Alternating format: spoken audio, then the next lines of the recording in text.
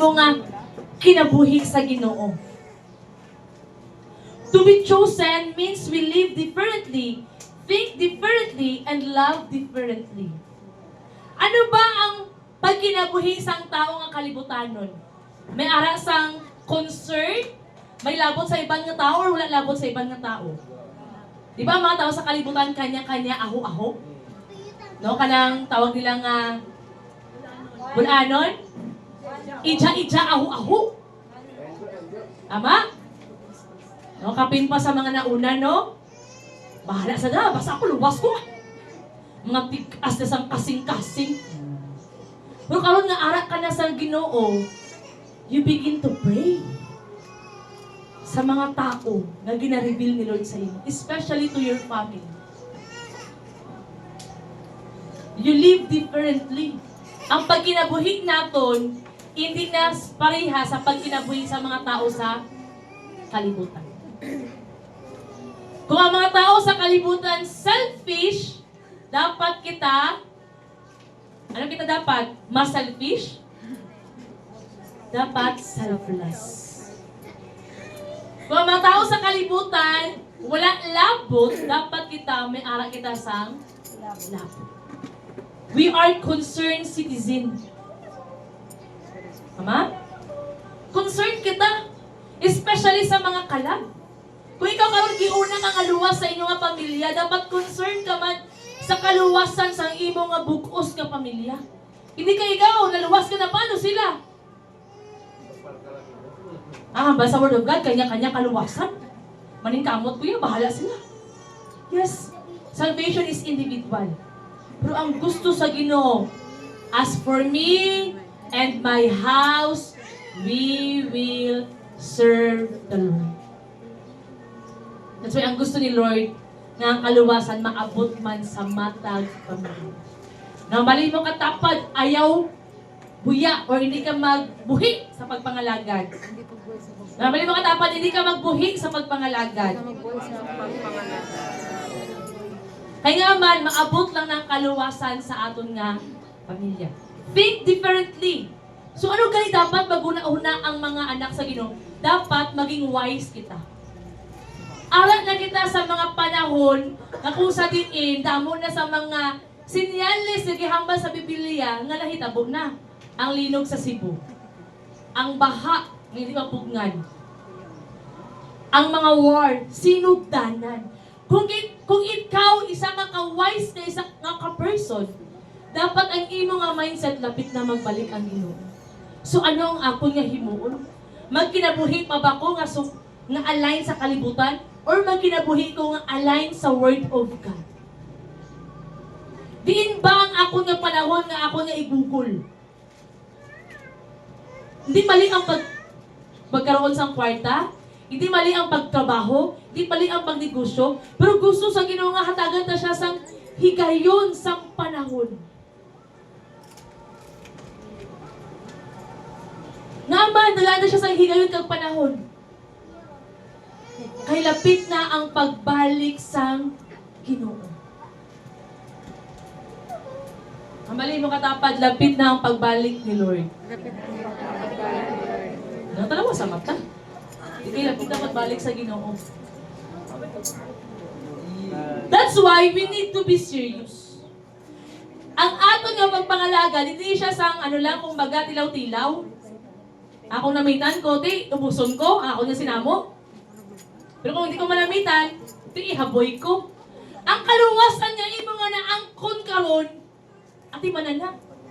Hindi na pag-isalikway, hindi na pag-ihaboy, hindi na pag-ihatag.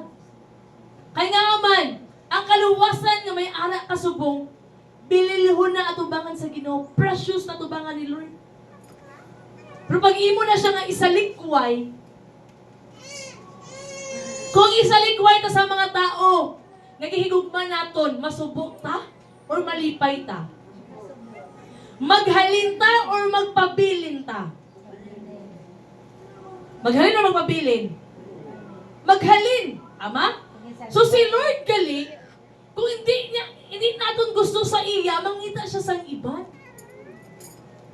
It doesn't mean Nakadibay encounter na ta, giluwas na ta ni Lord, hindi ta pwede islan. Pwede ta maislan. Ara ka, ara ko, wala ko, padayon ang buluhaton sang Ginoo. Ang kaluwasan magpadayon. That's why, ang kaluwasan dapat ibutang natin sa ato nga una-una kag kasing-kasing. Giluwas na ni Lord. Amo na yung panahon nga dapat maging seryoso kita. Kung sa mga previous natin nga pag kinabuhi, wala ta nahimo nga seryoso, then mga ta sa pagpasaylo sa Ginoo. Pero karon nga panahon, amo na maging seryoso ta. Kay lapit na ang pagbalik ni Lord.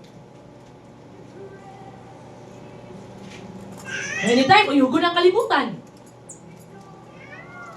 One time, last Thursday, nag-aat kami sa Upper Labay na this is to testify hindi gali basta-basta pag ara ka sa moment sa disgrasya. So lapit kami madisgrasya, nagaplat ang amon nga ang sakyanan. No, so ang samayin ko nga amo gali ning feeling nga madisgrasya ka. Mangayo ang gid sa pagpasaylo dayon. Pasaylo ako, Lord. Maayo kung pangayo ka pasaylo. What if natulog ta, buhita, pagbugtaw naton patay na ta? Makapangay pa ta pasaylo? Hindi na. So saan o galit ang mga sa pagpasaylo? Every second, every minute, every hour. Kung nasayod ka nga nakasala ka, right away, pangayo sa pagpasaylo. Hindi pagpaabutan nga may tao pa maghambal sa imo nga, pangayo sa pasaylo. Kung nasayod ka nga may mali ka ginhimo, automatic ang pagpangayo sa pagpasaylo. Hindi paghulatang pila ka bulan, pila ka tuig, bago pata mag-reconcile at ubangan sa Ginoo. That's why the Word of God says, today karon nga adlaw, ang adlaw sa kaluwasan. Hindi kahapon, hindi was karon. Tungod karon nga adlaw, mag-reconcile kita kay Lord. Every day, there will be reconciliation in the Lord. It doesn't mean okay na kahapon, okay na tasubong. Kaya ang sala nga ginahimo naton, adlaw. Ilang nga adlaw kagabi. No, siguro karon nagapungko ka mo dira, pero ang inyong una-una dugay matapos. Ano na oras? Ginagutom na ko. Katulugon ko. So, ang sala dili naton, huna-huna, sa word, sa action.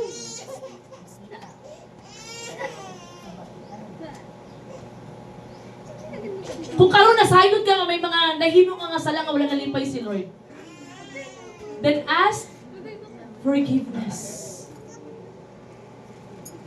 Pangayo sang pasaylo. Love differently. Ang love naton iba na sa love sa kalibutan. Ano ba ang definition sang love? Love is patient. Love is kind. Taas kamot sa mga lalaki. Malaki. Oh. Daw, love is patient. Ang gugma nga tuod, makahulat. So, mga lalaki ha, makahulat. Love is kind. Ang pinakalas, ang love daw, naga-endure sang suffering. Ibig sabihin, sa tanan nga namana ng asawa, dapat may endurance. Kaya ang pagpamana, hindi na siya pagkaon sang init nga kanon, na kung hindi ka na, ibalik mo sa iya nga ginikanan. Tama? Ang ibang galing ginahatagan sang ultimatum. Basta lang ka December, ha? Pag-way ka pag pinagbago, impeach. Impeachment trial. Diba? May mga ultimatum. Tama? Pag ang bana, gay magkita niya, gabi ka taman, mayo pa nga wala ko na mana. Ang pagsisisi, wala sa unahan. Ara sa? Kaya pakaslan man, dapat agwan tahon. Agwan taha. That's why sa tanan ngayang people, before ka magpakasal, isip-isipa sa 100 times. Kung arang pakaslan mo, sigurado bagit ka nga until death do us part na. Kay base at the beginning lang. Mayang people, ang bugmag isa nag-uros-uros. Tama? Tama ba nga mga papa, ang gugma kung mag-nubyuhanay pa lang, grabe, ibibigay ko ang lahat. Ang langit at ang buwan, ang mga bituon. Grabe, no? Pero pag-asawahin na gani, may bituon gid, no? Tagal. Tama? Dati, kung nubyuhanay, kag-nubyuhanay pa lang, pakanon sang damo. Tama? Kuya tanay ka mo, pakanon damo. No? Pero pag mag-asawahay na, kalimtanay na. Kanya-kanya na. No? Wala lagi na kaptan. Ang asawa nagasalumbihay, no? May bata, may bag, ang bana, dito na una. No? Tama ba mga papa? Dapat daw, ang pagpangaluyag daw, hangtod sa hangtod. Mga papa, dapat ang pagpangaluyag hangtod sa hangtod. Amen. Do isa di na may imin, do hindi ko makaimin do budlay gid. Kay gastugit permi. Wala na. No? Wai gid kay. Pero dati grabe gid pa. Alagaan gid, atimanon gid. Ano? Tawag nito? Nakakaon ka na? Eat na you. Di ba? Burn na you. Hear na me. Di ba? Internet ka dira? Pero pag mag-asawahay na gani, pag mag-ano na gani, why na? No, bahala ka sa kinabuhi mo. That's why, hambal ni Lord ang love gali, even sa may mga suffering.